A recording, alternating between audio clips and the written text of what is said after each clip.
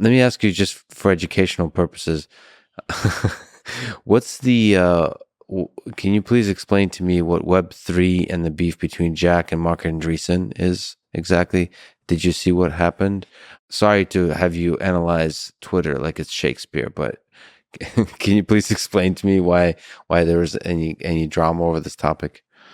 First of all, Web3 is a term that's used to refer to, the part of the economy that's token finance. So if I'm launching an application and my idea is to create a token along with the application and issue the token to the community so as to finance the application and build support for it, I think that that's the most common interpretation of Web3. There are other interpretations too, and so I'm just going to refer to that one.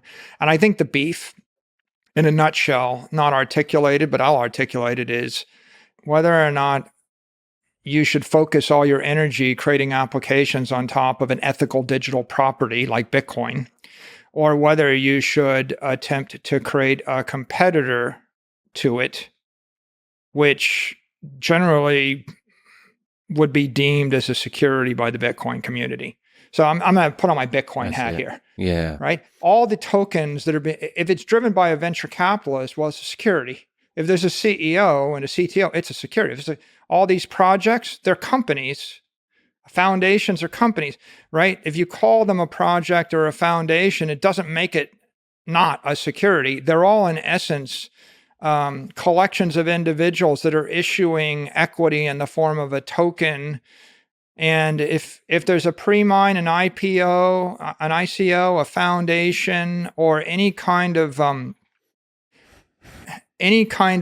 protocol where there's a group of engineers that have influence over it, then to a securities lawyer or to most Bitcoiners, and definitely to anybody that's steeped in securities law, you look at it and say, well, that passes the Howey test.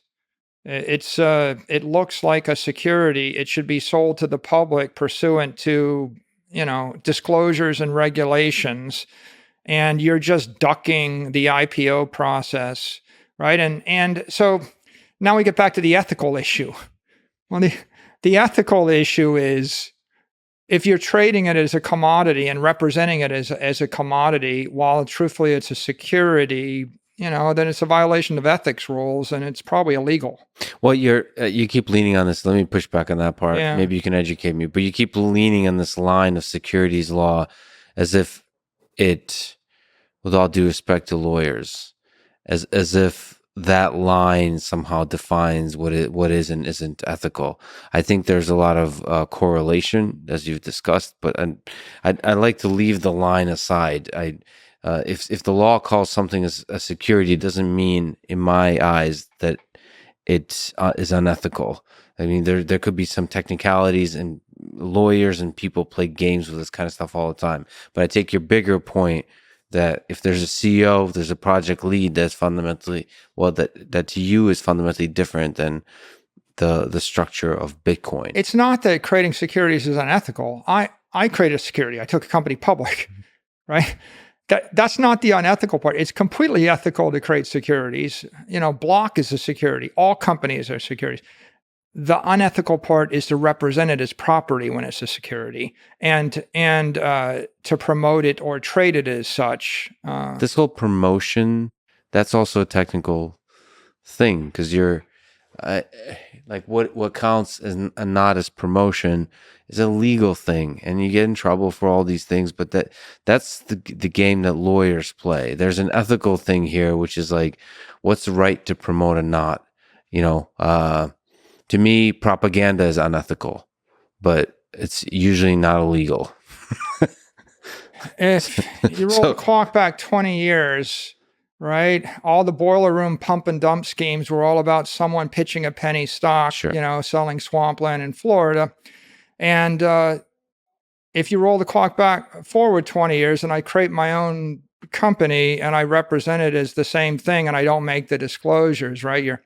You're just one step removed from the boiler room scheme. Yeah. And that's what's distasteful about it.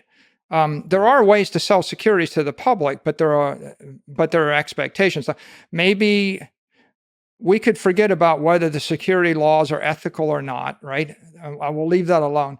We'll just start with the biblical definition of ethics. Yes. Don't lie, cheat, or steal. So if I'm going to sell something to you, I need to fully disclose what I'm selling to you, right? And that's a matter of great debate right now. And so I think that that's part of the debate. But the other part of the debate is whether or not we need more than one token. Like, we need at least one, right? Yes. We need at least one digital property. One is better than zero. Zero means there is no digital economy. Yes. And by the way, the conventional view of maximalists is they think there's only one and everything else isn't. That's not the point I'm going to make. I would say we know there is at least one digital property, and that is Bitcoin.